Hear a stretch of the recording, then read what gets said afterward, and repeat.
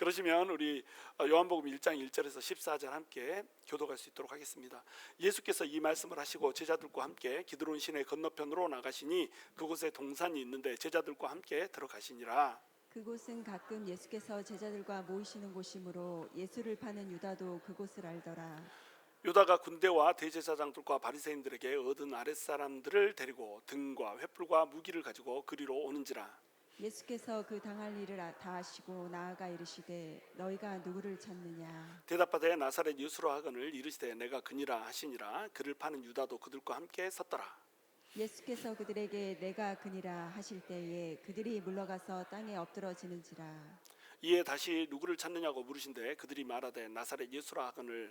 예수께서 대답하시되 너희에게 내가 그니라 하였으니 나를 찾거든 이 사람들이 가는 것은 용납하라 하시니. 이는 아버지께서 내게 주신 자 중에서 하나도 잃지 아니하였사옵나이다 하신 말씀을 응하게 하려 함이로라. 이에 시몬 베드로가 칼을 가졌는데 그것을 빼어 대제사장의 종을 쳐서 오른편 귀를 베어버리니 그 종의 이름은 말고라. 예수께서 베드로더러 이르시되 칼을 칼집에 꽂으라. 아버지께서 주신 잔을 내가 마시지 아니하겠느냐 하시니라. 이에 군대와 천부장과 유대인의 아랫사람들이 예수를 잡아 결박하여 먼저 안나스에게로 끌고 가니 안나스는 그 해의 대제사장인 가야바의 장인이라. 가야바는 유대인들에게 한 사람이 백성을 위하여 죽는 것이 유익하다고 공고하던 자라라. 아멘. 우리 옆에 분들하고 인사하시죠. 하늘에서 눈이 오고 우리의 눈은 하늘을 보고.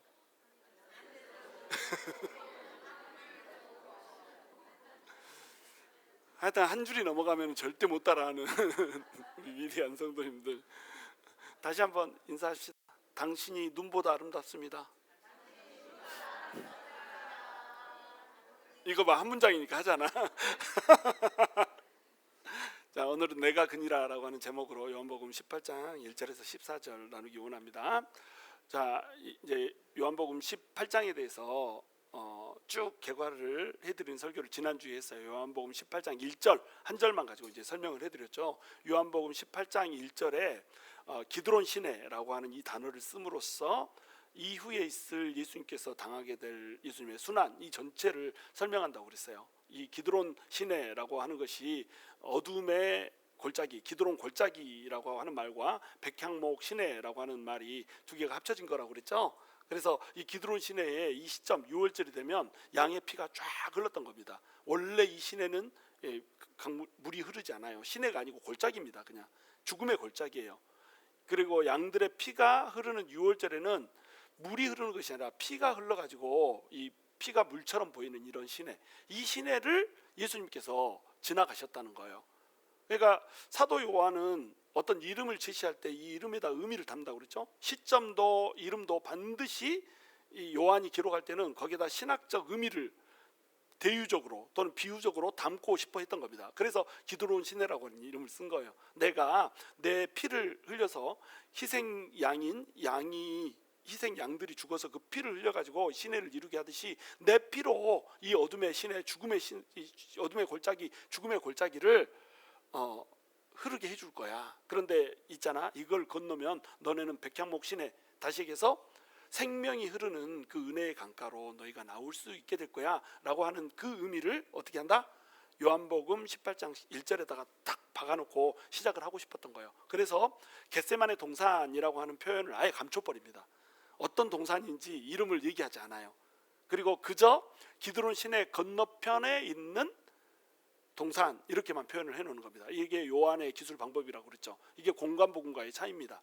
공간복음에서는 사건을 이렇게 얘기하면서 예수님의 그 기사 자체, 예수님의 역사하심 자체 또는 예수의 순환 자체 여기에다가 집중을 해가지고 그 사실들을 쭉 나열하는 식으로 기술을 해놨단 말이에요. 근데 요한은 그렇게 기술을 하지 않습니다. 요한은 특별하게 이제 거기 모든 그 단어 하나하나 또는 어떤 시점 하나에다가 의미를 두는데 이 요한이 두고자 했던 의미는 뭐예요? 예수님이 하나님이시다, 이것을 얘기하고 싶었던 거예요. 마태, 마가, 누가 복음이 기록되고 나서 한참 후에 요한 복음이 기록되잖아요. 그럼 요한은 마태, 마가, 누가 복음을 읽었을까요? 안 읽었을까요? 성경을 우리처럼 막 차에다가 놔두고 다니다가 가끔 시간 나면은 먼지 털고 후탁 성도처럼 후탁 이렇게 하는 그런 분이 아니었단 말이에요. 요한은 이미 마태마가 누가복음을 익숙하게 알고 있었습니다. 그런데 요한복음을 기록한 목적이 뭐겠어요? 마태마가 누가에 기록되지 않은 예수님에 대한 관점이 있는 겁니다. 마태는 왕으로 오신 예수님, 마가는 종으로 오신 예수님, 누가는 인간으로 오신 예수님을 기술을 한 거예요. 근데 왕, 종, 인간이 전부 다 뭐예요? 따지고 보면 전부 사람이라. 그래서 마태복음에는 족보가 나오죠. 족보는 인간이니까 족보가 나오는 거 아니에요. 마가복음에는 족보가 나와야 안 나와요? 안 나옵니다. 왜 안 나올까요? 종놈이 무슨 족보가 있어. 그래서 족보가 없습니다. 그리고 누가복음에는 족보가 나와야 안 나와요? 나옵니다. 그죠? 사람이니까, 인간 복음이니까 족보가 나오는 거예요. 왕도 족보가 있고 인간도 족보가 있습니다. 종은 족보가 없습니다. 근데 요한복음에 족보가 나와야 안 나와요? 안 나옵니다. 왜? 하나님이 무슨 놈의 족보가 있나? 하나님은 족보가 없습니다. 그러니까 요한은 철저히 예수님이 하나님이다라고 하는 관점을 견지를 하는 거예요. 1장부터 17장까지 그 관점으로 계속 써왔습니다. 그리고 나서 18장에서도 예수님은 여전히 예수님이 잡혀가서 죽으시지만 예수님이 사람이어서 힘이 없어가지고 잡혀가는 것이 아니라 하나님이시라 힘도 있으시고 모든 것도 아심에도 불구하고 하나님이 이처럼 세상을 사랑하사 독생자를 주셨으니 누구든지 이것을 해주려고 우리 예수님이 하나님이심에도 불구하고 능력이 있고 다 하심에도 불구하고 체포당하는 것이 아니라 일부러 끌려가 주시는 거라고 하는 것, 십자가에서 달려 죽임을 당하시는 것이 아니라 자기 발로 십자가에서 올라가 죽으시는 것뿐이라고 하는 사실을, 그것을 통해서 우리 인류를 하나님이 얼마나 사랑하는가라고 하는 것을 보여주고자 하는 거라고 하는 거, 이것을 요한은 견지하고 싶었던 거예요. 그래서 18장 첫 대목을 시작하면서 기도론 시내라고 하는 단어로 시작을 했던 겁니다. 그리고 뭘 감춰요? 겟세마네 동산이라는 걸 감춘단 말이에요. 그런데 2절에 보시면 이제 그곳은 가끔 예수께서 제자들과 모이는 곳이므로 예수를 파는 유다도 그것을 알더라 이렇게 돼 있어요. 이게 이제 원문으로 보면 이게 바뀌어 있습니다. 순서가. 그래서 예수를 파는 유다도 그것을 알았다. 왜냐하면 그곳은 가끔 예수께서 제자들과 모이는 곳이었기 때문이다. 이렇게 순서가 돼 있어요. 그리고 이 가끔이라고 하는 단어, 이 단어가 폴라키스라고 하는 원어입니다. 폴리가 들어가면 무슨 뜻이에요? 많다는 뜻입니다. 모노가 들어가면 하나, 폴리가 들어가면 많다 이런 뜻이에요. D가 들어가면 두 개, 모노 하나, D 둘, 폴리 많다. 폴리키스 그러면 키스를 많이 한다 이런 뜻이 아니고 폴리키스 그러면 많은 때 이런 뜻입니다. 그러니까 이 가끔이라고 하는 단어는 오역이다. 단어 해석을 이렇게 하면 안 돼요. 어떻게 해석해야 된다? 자주 이렇게 해석해야 됩니다. 종종 이렇게 해야 됩니다. 그래서 영어에서는 뭐라고 번역했다고요? often 이렇게 번역했습니다. sometimes 아니요. 뭐예요? often이라는 겁니다. 그래서 자주 예수님께서 제자들과 모이시는 곳이어가지고 예수를 파는 유다도 안다는 거예요. 그건 무슨 뜻입니까? 예수님이 이 어떤 이름을 말하지 않은 이 기드론 시내 맞은편에 있는 이 동산은 뭐다? 유다도 안다. 왜냐하면 예수님이 자주 가서 제자들과 만났기 때문에. 그러면 예수님은 왜 여기로 향한 걸까요? 유다가 자기를 팔 걸 알고 계셔. 유다가 이 사람들을 데리고 자기를 잡으러 올 걸 알고 계셔. 그러니까 예수님은 어떻게 하고 싶은 거예요? 나 여기 있다, 이리 와라. 이렇게 한 겁니다. 유다는 자기 머릿속에 예수님이 어디 갔을까? 예수님을 잡으려면 어디로 가야 되지? 딱 해가지고 생각을 하자마자 넘버원으로 딱 떠오르는 곳이 어디예요? 겟세마네입니다. 무조건 겟세마네가 넘버원이에요. 왜? 제자들과 함께 예수님이 안 보인다 싶으면 어디 가 있어요? 겟세마네 가 있는 거예요. 그러니까 지금 예수님이 보여요? 안 보여? 안 보여. 만찬을 했는데 만찬하고 나서 안 보여. 근데 잡으러는 가야 돼. 어디로 가야 되겠어요? 겟세마네. 이렇게 가면 되는 거예요. 그거를 예수님이 다 아시니까 나 잡으러 겟세마네로 와라. 말하자면 예수님이 어떻게 하고 있어요? 나 잡아봐라 하고 있는 겁니다. 그러면 내가 잡혀줄게 이러고 있는 거예요. 자, 3절 함께 읽습니다. 시작. 유다가 군대와 대제사장들과 바리새인들에게서 얻은 아랫사람들을 데리고 등과 횃불과 무기를 가지고 그리로 오는지라 이렇게 돼 있죠. 자, 여기서도 요한은 다른 공간복음에 그려져 있지 않은 것들을 기록하고 있는 부분이 있습니다. 첫 번째가 뭐냐면 군대라고 하는 단어예요. 대제사장들과 바리새인들에게 얻은 아랫사람, 요 사람들은 마테마가 누가에 등장을 하거든요. 요 사람들은 누굴까요? 대제사장을 중심으로 이루어진 그 정치적인 세력이 있습니다. 이게 사자로 시작하는데 사자로 시작하면은 딱 있잖아, 하나밖에 없어요. 사두개인입니다. 그리고 바리새인, 이게 사두개인과 바리새인들이 주로 해가지고 이룬 그 정치 지도 기관이 있습니다. 정치 종교 지도 세력의 기관이 있어요. 이게 뭐죠? 산으로 시작하는데 산헤드린이 있습니다. 그래서 산헤드린 공의에서 이제 예수님을 잡아오라고 아랫사람들을 보냈어요. 근데 공간복음에서는 이 사람들만 등장을 합니다.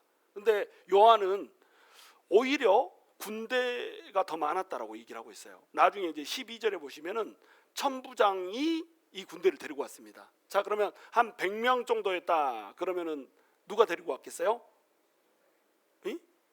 백부장이 데려왔겠죠. 그러면 천부장이 나섰다. 그러면 몇 명을 데려왔다는 거예요?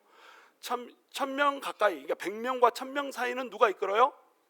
천부장이 이끄는 겁니다. 100명 밑으로는 누가 이끌어요? 백부장이 이끄는 거예요. 한 110명은요, 나도 몰라. 뭐 백부장이 이끌 수도 있겠지. 근데 일단은 천부장이 나섰다. 그거는 100명보다는 훨씬 많았다 이거 아니에요. 그렇죠? 왜 자꾸 막 꺼졌다 막 그래요? 근데 이 군대라고 하는 이 단어, 이 단어가 뭐 스파이란인가 뭐 하는 이런 단어예요. 헬라어로 그 단어가 무슨 뜻이냐면 한 부대라는 뜻입니다. 이 한 부대가 몇 명으로 구성되어 있냐면 600명으로 구성되어 있습니다. 근데 이 단어는 누구한테만 쓰는 단어예요? 로마인한테만 쓰는 단어입니다. 로마의 군대가 한 부대가 온 거예요. 누가 이끄는 부대가? 천부장이 이끄는 부대가 온 거예요. 그러면은 천부장이 이끌고 한 부대를 이끌고 왔으니까 이 부대는 몇 명이다? 600명이다. 그냥 군대가 왔다 그러면 자동적으로 몇 명이 왔다는 걸 알아야 돼요. 600명이 왔다 이렇게 알아야 되는 겁니다. 600명을 데리고 와버렸어. 그리고 이 대제사장들과 바리새인들이 자기 이제 성전 지키는 성전 군사들을 데리고 왔을 거 아니에요. 성전 수비대 이런 사람들을 데리고 왔잖아요. 그러면 그런 사람들은 한 100명 정도 왔다고 가정을 해보세요. 그러면 600 더하기 100은 와, 산수가 이렇게 빨라. 그렇게 많은 사람들 데리고 왔습니다. 700명 정도의 사람들을 예수님 한 분 잡으려고 온 거예요. 왜 그랬을까요? 가룟 유다가 딱 보니까 예수님을 잡으러 가야 되는데 지금까지 3년 동안 예수님하고 같이 살면서 보니까 예수님이 어때? 와, 대단하신 분이에요. 글쎄, 응? 오병이어 알잖아요. 세상에 오병이어를 가지고 어떻게 장정만 5,000명을 먹이냐고. 물을 막 그냥 물 위를 걸어 풀고요. 물을 포도주로 만들어 버리고요. 죽은 자를 막 이렇게 세워 버리고요. 보니까 어마어마한 초능력의 소유자야.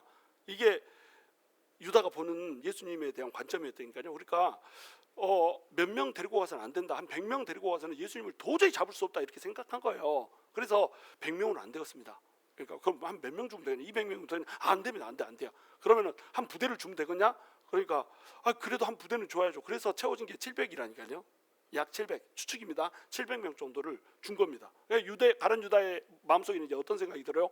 요 정도면 됐다 이런 생각이 드는 거예요. 보시면은 유다가 군대와 대제사장들과 바리새인들에게 얻은 아랫사람들을 데리고 유다가 데리고 오는 거죠. 요한은 이걸 의도적으로 이렇게 쓰고 있는 거예요. 유다가 자기 힘으로 예수님을 파는데 군대 한 700 정도 사람이 있으면 예수님을 잡을 수 있을 거라고 생각하는 겁니다. 그래서 막 의기양양하게 오죠. 내 힘으로 이제 예수도 난 잡을 수 있어 이러고 오는 겁니다.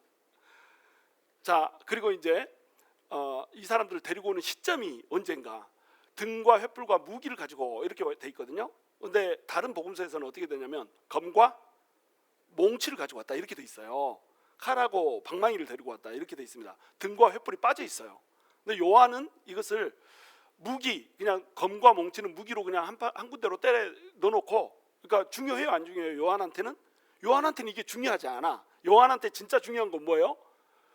공간복음에 기록되지 않은 등과 횃불이 중요한 겁니다. 등과 횃불이 왜 요한한테는 중요했을까요? 이 시점이 언제다?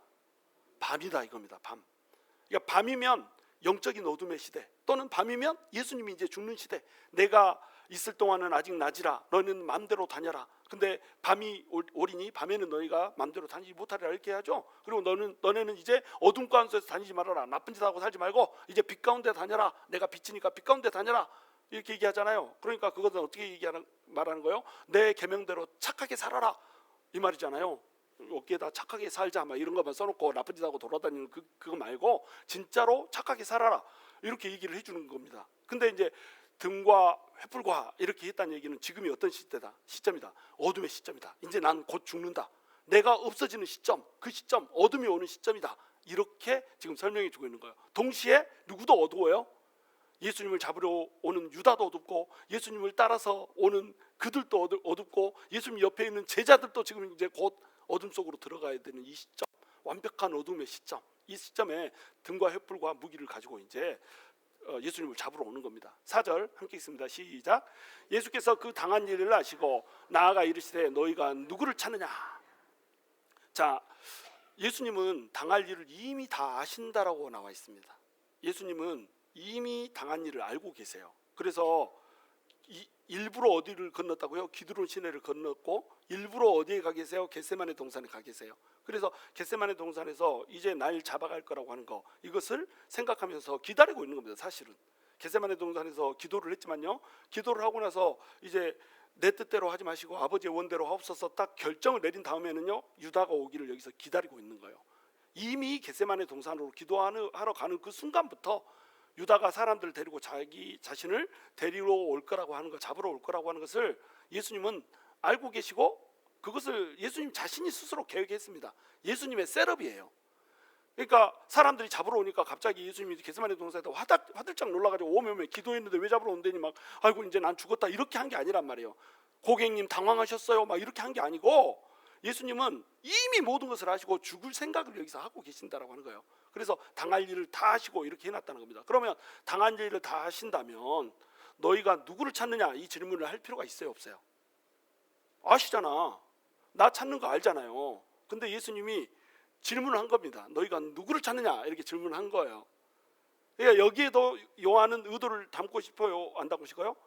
자기 의도를 담고 싶은 거예요. 누구를 찾느냐? 너희가 누구를 찾는데 당연히 예수님 찾겠죠. 근데 내가 누구냐 이거죠. 예수님 누구예요? 하나님이잖아요. 너희가 누구를 찾느냐? 예수님 이렇게 대답하겠죠. 그럼 내가 하나님이요 700으로 되겠냐? 이 얘기하는 겁니다. 유다는 자신 있게 700명 데리고 가서 거들먹거리면서 내가 이 정도면 잡겠지 막 이렇게 하는데 700으로 될까? 범죄와의 전쟁 알죠? 혼자야?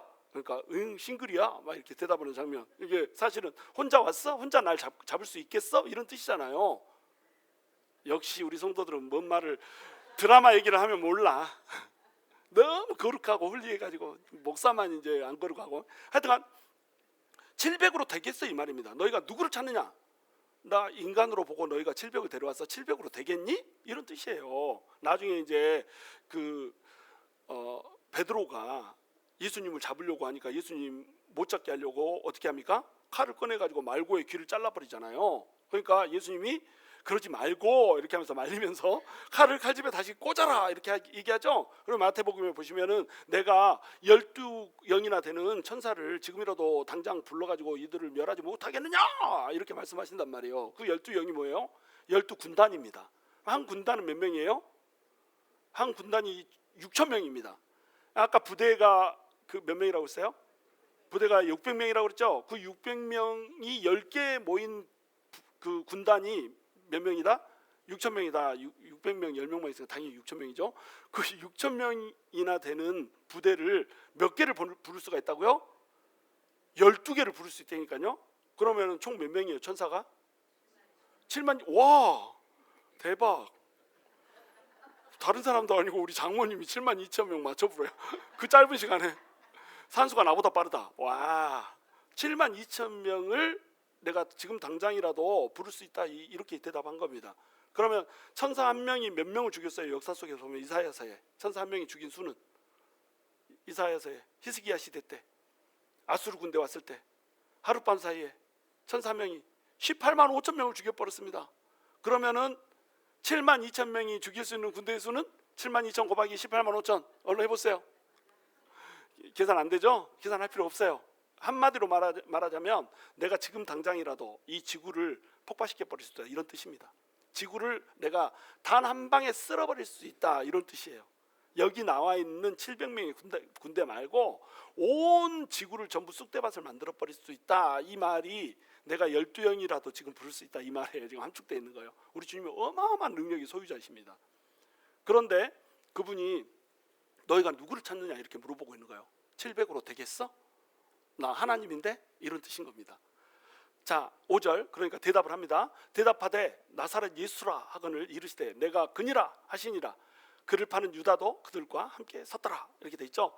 예수님이 대답하십니다. 내가 그니라. 이것이 뭐라고요? 이것이 헬라어로. 이거 대답할 수 있어야 됩니다. 이것이 내가 그니라. 크게. 에고 에임입니다. 에고 엄마가 아프다 막 이런 뜻이 아니에요. 에고 에임이 이것은 뭐냐면 내가 뭐뭐시다 이런 뜻이에요. 이것이 어디서 왔냐면 출애굽기에서 왔습니다. 출애굽기 3장에서 예수님께서 모세가 하나님의 이름을 부르니까 하나님이 뭐라고 대답하세요? 나는 스스로 있는 자니라 이렇게 대답하죠. 그게 예의의 아셀 예의입니다. 예의의 아셀 예의 뜻이 뭐예요? 나는 나다 이런 뜻이에요. 나는 나다. 누구세요? 이름이 뭐세요? 그랬더니 나는 나다 이렇게 대답을 한 겁니다. 그래가지고 그것이 하나님의 이름이 됐어요. 나는 나다. 에셀 예의의 에셀 예의의 이 앞자를 자음만 따면 뭐가 돼요? 여호와가 되는 거예요. 그러니까 스스로 존재하는 분 그분이 바로 나다. 하나님이 이렇게 대답했다니까요. 스스로 존재한다는 게 뭐예요? 나는 다른 것들은 다 창조됐는데 나는 창조된 게 아니고 스스로 혼자 처음부터 있었어. 혼자 처음부터 있었으니까 나는 앞으로도 끝이 없고 뒤로도 끝이 없어. 영원해. 그리고 또 나는 혼자 스스로 있기 때문에 자존자이면서 동시에 창조자야. 너네를 만들었어. 그리고 내가 창조자고 너희를 만들었으니까 내가 모든 것을 다 알아. 그리고 내가 이 우주를 다 만들 정도로 능력이 있으니까 내가 모든 능력이 있어. 그러면서 동시에 그러므로 내가 이 역사를 주물딱거리면서 조율하고 있는 역사주야. 그리고 나중에 내가 심판의 때가 오면 전부 다 심판할 거야. 이 의미가 이 여호와라고 하는 한 단어에 전부 다 들어있는 겁니다. 이것이 헬라어로 옮겨지면 뭐라고 얘기한다고요? 에고 에이미 이렇게 얘기한다니까요. 그래서 요한은 계속해서 예수님이 하나님이라고 하는 것을 얘기하려고 7가지의 기적만 딱 이렇게 선별해가지고 예수님이 하나님이라고 하는 것을 증명을 해버립니다. 그러면서 예수님이 또 하나님이라고 하는 것을 증명해서 7가지 뭘 얘기해요? 자기 선언을 얘기합니다. 7가지의 자기 선언. 시작. 내가 생명의 떡이다. 내가 세상의 빛이다. 그리고 내가 선한 목자다. 양의 문이다. 그 다음에 내가 길이요 진리요 생명이다. 내가 부활이요 생명이다. 내가 참 포도나무다. 이렇게 얘기하잖아요. 7가지 됐죠? 이렇게 얘기하면서 에고 에미를 앞에다 붙였습니다. 이 에고 에미를 붙였으면 뭐라고 했 뜻이? 그냥 나는 뭐다 이렇게 얘기했지만 사실은 내가 여호와야.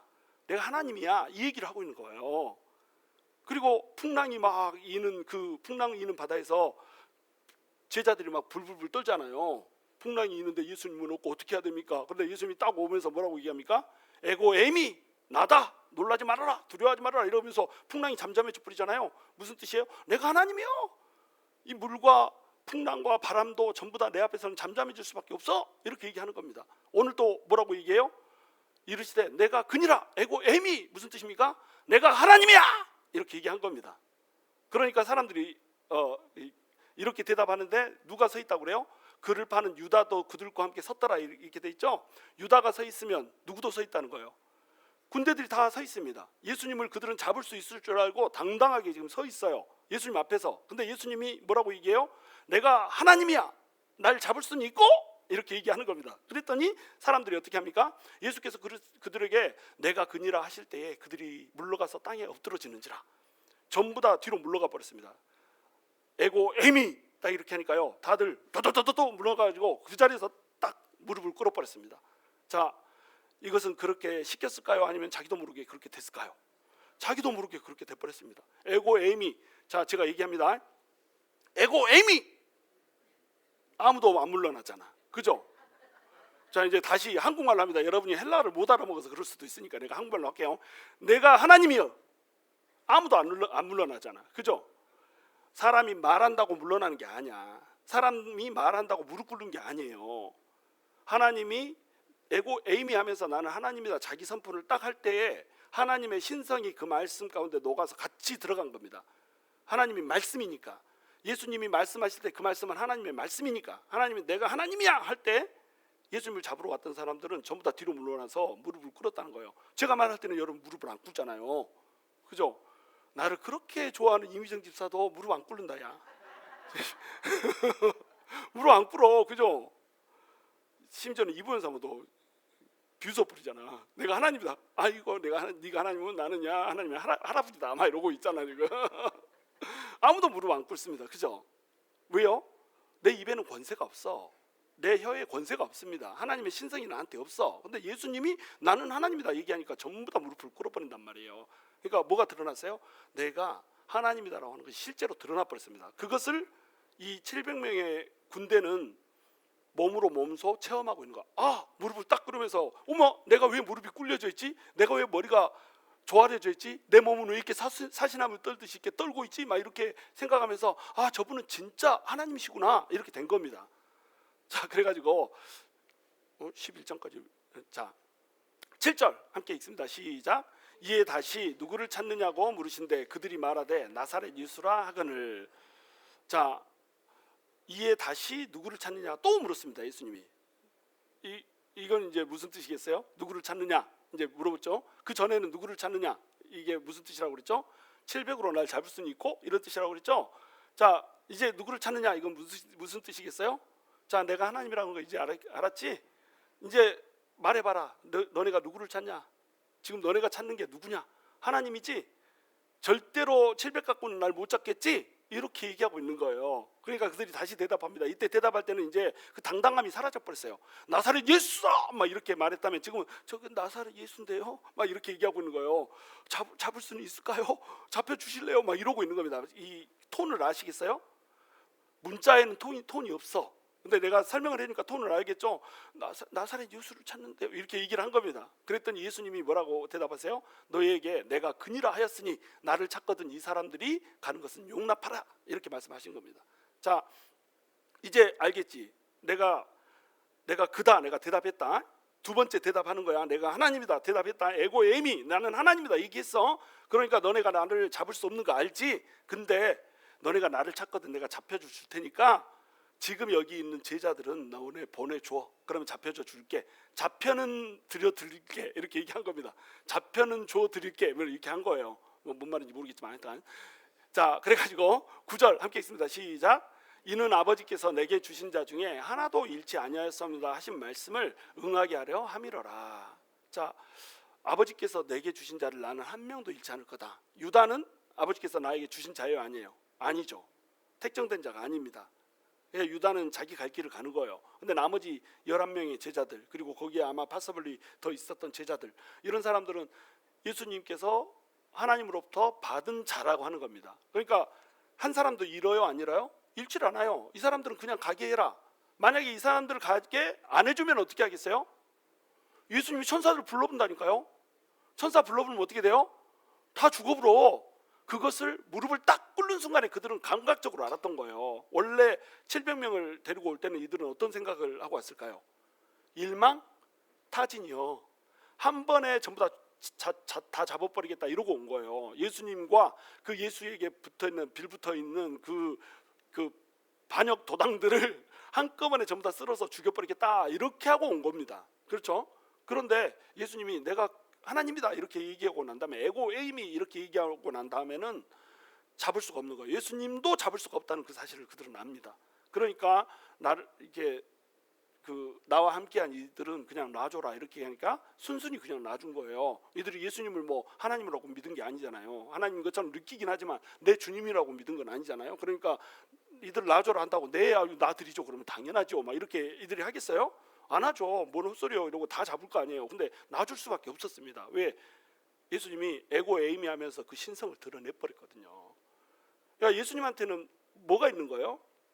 제자들을 지킬 수 있는 능력도 있고요. 잡으러 온 자들에게 절대 안 잡혀갈 수 있는 하나님으로서의 능력이 있는 겁니다. 잡으러 온 자들을 다 죽여버릴 수 있어요. 그런데 예수님이 이들은 놔줘라 이렇게 얘기하잖아요. 근데 이들의 그 요한이 의도하는 바는 뭐예요? 누가 이들에 속해 있을까요? 누가 이들에 속해 있습니까? 내가 속해 있다니까요. 이들 하나님께서 나에게 허락하신 자들은 놔줘라, 자유롭게 하라는 겁니다. 하나님께서 나에게 허락하신 자들을 전부 자유롭게 하기 위해서 누가 잡혀가는 거예요? 내가 잡혀갈게, 내가 잡혀드릴게, 내가 죽어드릴게, 이러고 있는 겁니다. 이것이 예수님의 어마어마한 능력이면서 동시에 뭐예요? 예수님의 어마어마한 사랑이라고 하는 거예요. 그 사랑과 능력으로 예수님이 찾아오신 겁니다. 자, 그러니까 예수님이 안 잡혀가려면 얼마든지 안 잡혀갈 수 있죠.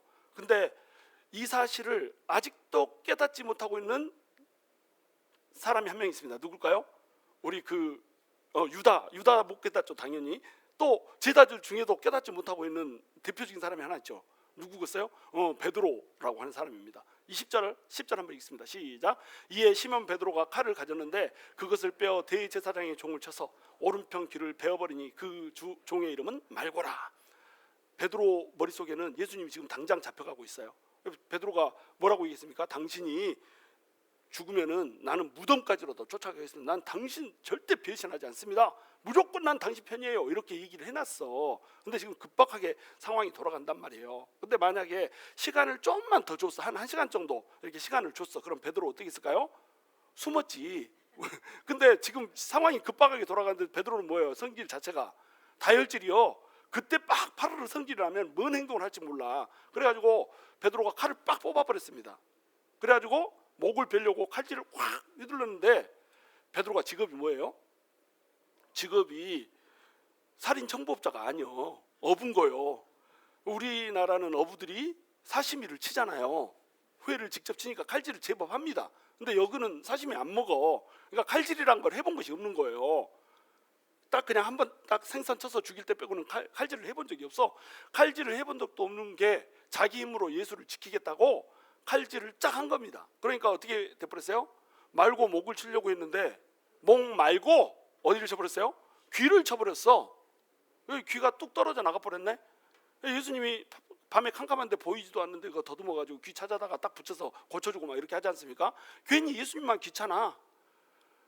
지킬 수 있는 능력도 안 되는 게 지키려고 하면 예수님만 귀찮아진다.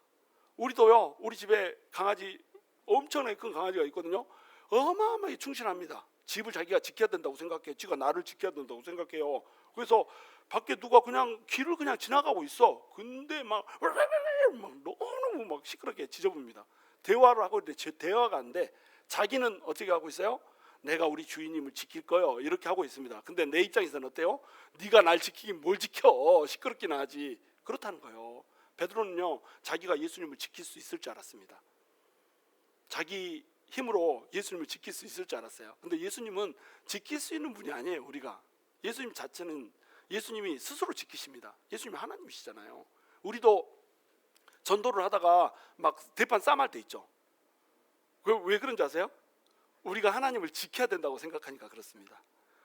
둘이 이제 막 싸움이 붙잖아요. 예수 믿지 않는 사람들 보면 바늘로 찔러도 바늘도 들어가지 않을 만한 마음이 닫혀 있는 사람이 있습니다. 그런 사람들 어때요? 깐족깐족하면서 막 그게 예수님이 뭐 사막 잡신이네 막 이렇게 하면서 얘기를 해버려요.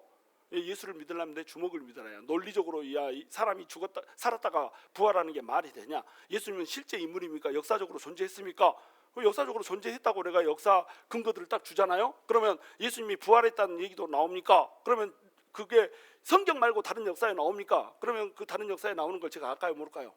압니다. 그래가지고 내가 다른 역사에도 이런 기록들이 있습니다, 이래가지고 딱 보여주잖아요. 그러면은 뭐라고 대답하는지 아세요?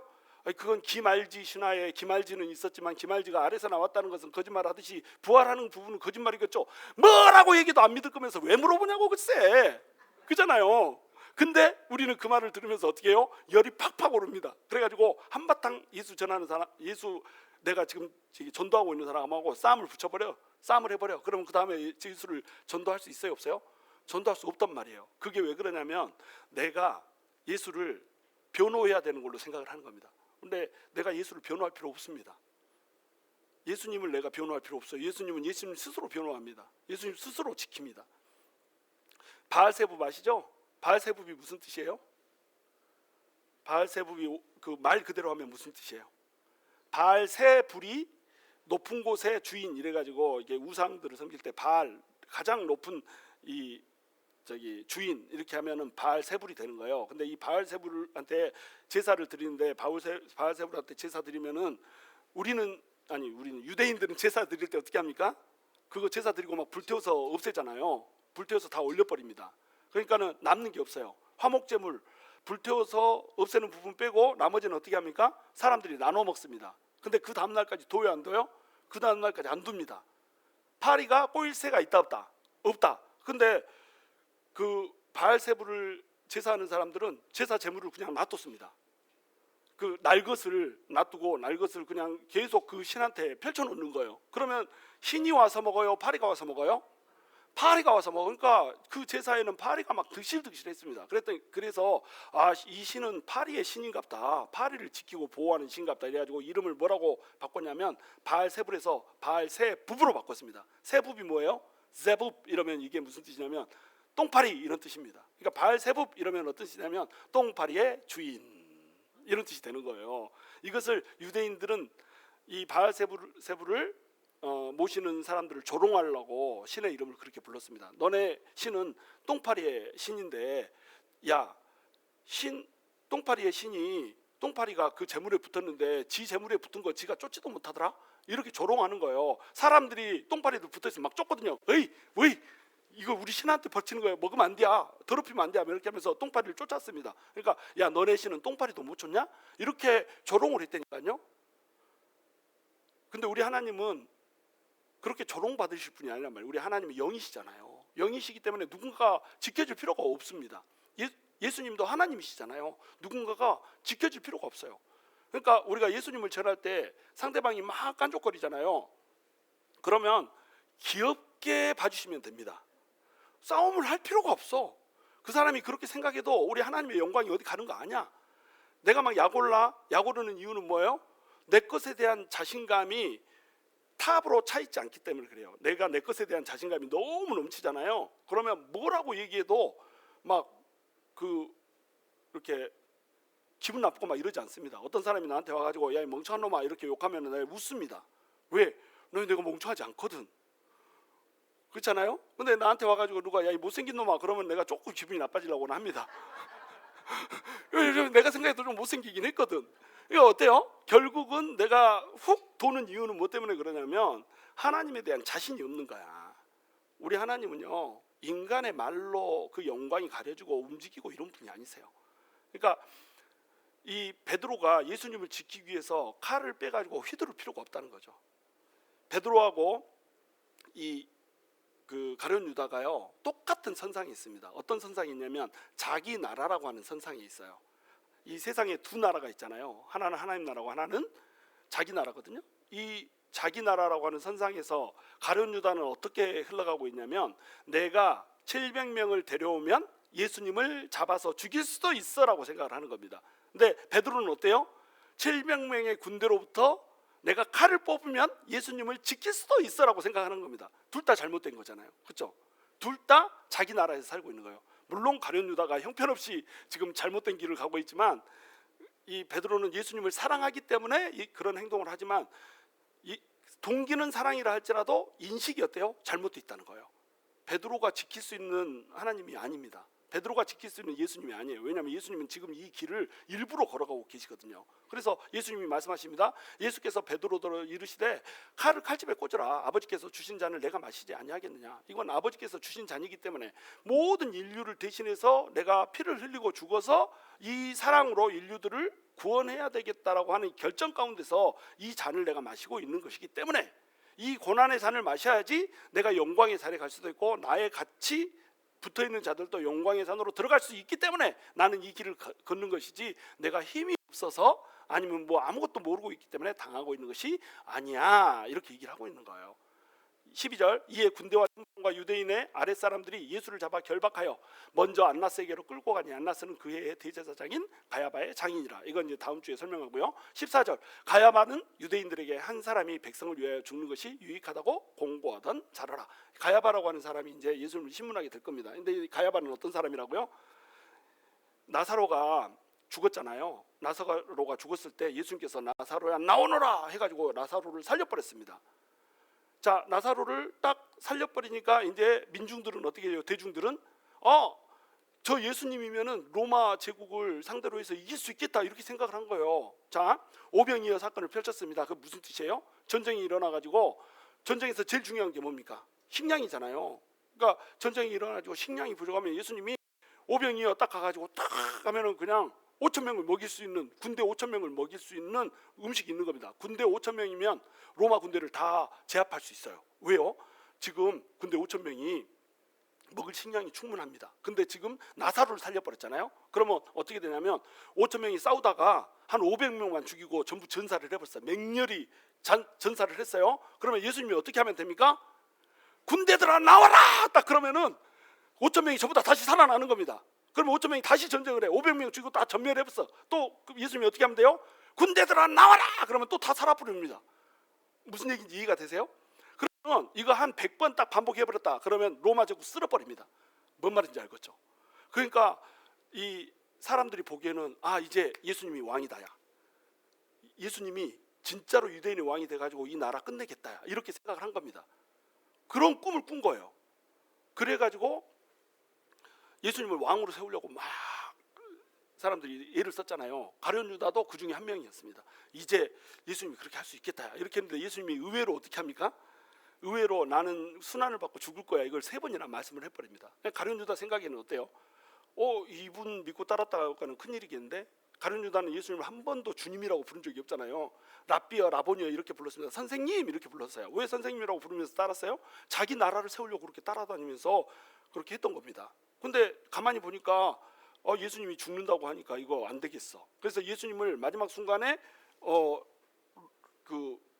죽게 이렇게 만들어버린 상황이 되면 예수님이 안 죽으려고 갑자기 으악 해가지고 군대를 모아서 반정을 일으켜가지고 로마를 뒤집어 엎는 이런 시나리오가 되지 않을까 해가지고 이제 예수님을 팔아먹었다. 우리가 이렇게 이제 많이들 해석을 하거든요. 자, 그런 해석한다면 유다는 지금 뭘 세우고 싶은 거예요? 예수님의 나라 아니 하나님의 나라가 아니라 자기 나라를 세우고 싶은 겁니다. 그래가지고 막 간단 말이에요. 근데 가야바는 지금 큰일 나게 생긴 거예요. 이거 이렇게 하다가 진짜로 로마하고 전쟁 나게 됐는데 로마하고 전쟁 나면 어떻게 됩니까? 다 죽거나 아니면은 운이 좋아가지고 진짜로 예수님이 로마 제국을 엎고 자기가 왕이 돼도 가야바 입장에서는 어때요? 사두개인들 입장에서는 로마에 들러붙어 가지고 사는 존재들이었잖아요. 이것들이. 그러니까 로마를 이겨버리면 내가 지금 누리고 있는 그 많은 그 기득권들이 한꺼번에 날아가 버립니다. 내가 누리고 있는 기득권은 지금 이제 누구한테 날아가요? 예수 도당한테 날아가 버리는 거예요. 당파 싸움이 된 겁니다. 그러니까 예수님을 죽이는 게 좋겠다 이렇게 생각한 거예요. 그러면서 설득한 말이 뭐냐면 야야 나사로 죽은 이후에 사람들이 전부 다 달라붙어 가지고 이렇게 예수님을 따라서 로마하고 전쟁을 하려고 하는데 이러다 우리 민족 망한다야. 그러니까 한 사람이 죽어서 백성을 살리는 것이 낫겠다 이렇게 얘기를 한 겁니다. 이 주장을 한 거예요. 근데 요한은 이 얘기를 이미 나사로의 부활 사건 때 한번 얘기하고 나서 또 언제 얘기하고 있어요? 다시 한번 이것을 주지를 시키고 있는 거예요. 그러니까 하나님께서 이것을 제사의 개념으로 바라보고 있다라고 하는 것. 가야바가 그 당시에 뭐예요? 대제사장이잖아요. 그러니까 예수님이 희생양이 돼서 어린 양으로 바쳐지는 이 제사를 누가 드려야 되는 거예요? 그 당시에 대제사장이 드려야 되는 겁니다. 예수님은 반드시 누구의 손에 죽어야 됩니까?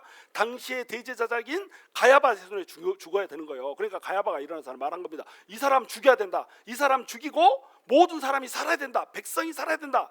이렇게 얘기를 한 겁니다. 근데 가야바는 자기 욕심 가운데 얘기했는데 놀랍게도 보니까 이 말이 하나님의 섭리 가운데 얘기하는 거였더라 이 말이에요.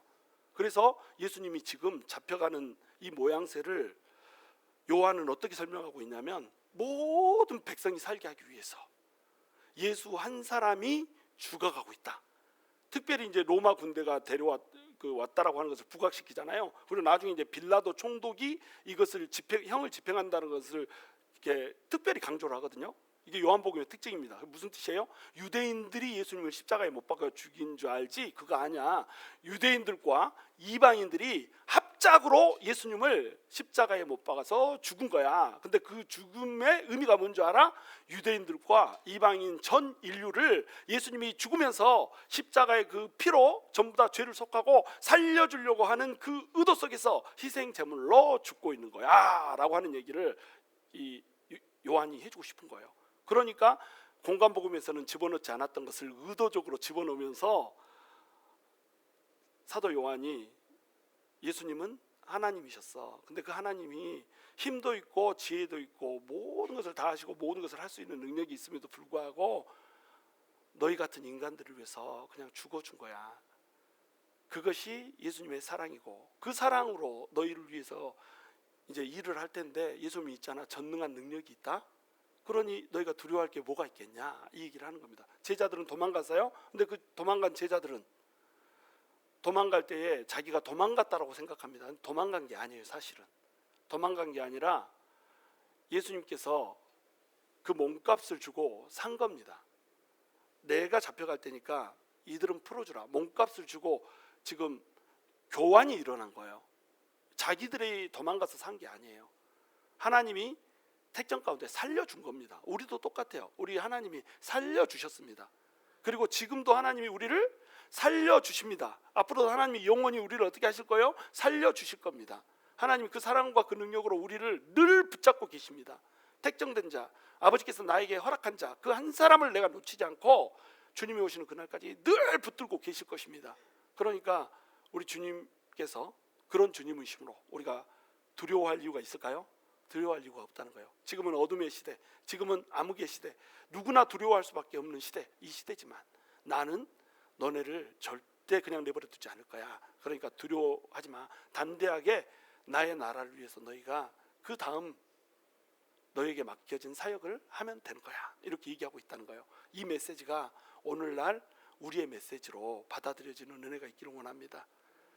정말로 그 하나님의 사랑과 능력을 아시고 여러분 담대하십시오. 두려워하지 마십시오. 하나님이 여러분을 어떻게 하지 않습니다. 반드시 하나님께서 여러분을 하나님의 나라로 인도하실 거고 반드시 하나님께서 여러분의 인생이 하나님께서 기뻐하는 인생이면서 동시에 여러분이 행복해하며 하나님을 찬양할 만한 인생으로 이끌어 주실 것입니다.